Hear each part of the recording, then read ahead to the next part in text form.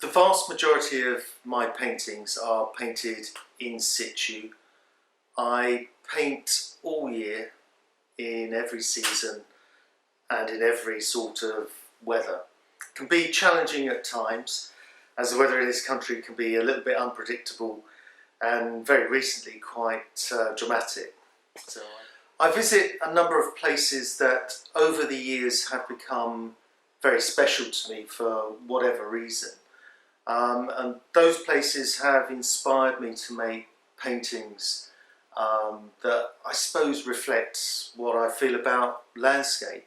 And they tend to be places that are quite wild and quite empty sometimes, and very much about the sea, the sky, or the landscape that is vast and spacious and gives me something that is quite expressive that I can deal with in my painting.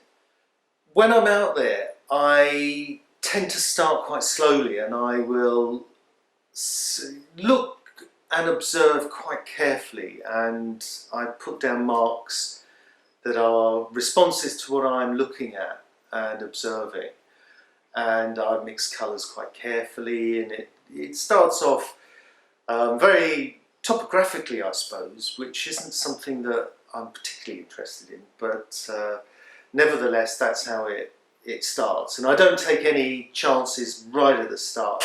I tend to start a conversation with the landscape, I suppose, and you're very polite, and you put down the things that you think are important and the colours you see, and you work away, and after a while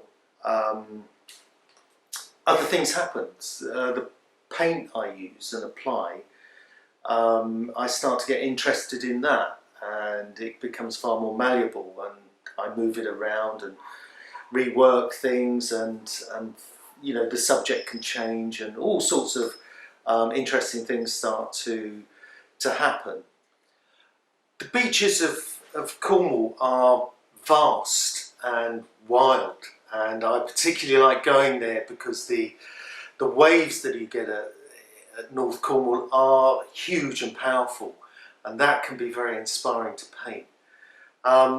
There is also the light of Cornwall, which you do notice. I go there, and it's an incredibly beautifully crisp, clear light, and that's something I think that gets reflected in the paintings I make there. There is a lot of drama as well on the beaches of Cornwall that I love capturing. There's always a brisk wind that blows the sky and the clouds extremely fast, and the light changes, and the drama and theatrical side of what I'm looking at is really at the forefront, and it's very exciting. So I get a lot from my trips to Cornwall. Scotland for me is awe-inspiring. The landscape is just completely out of this world, and I love going up there to try and capture something of the vastness of what I'm experiencing up there.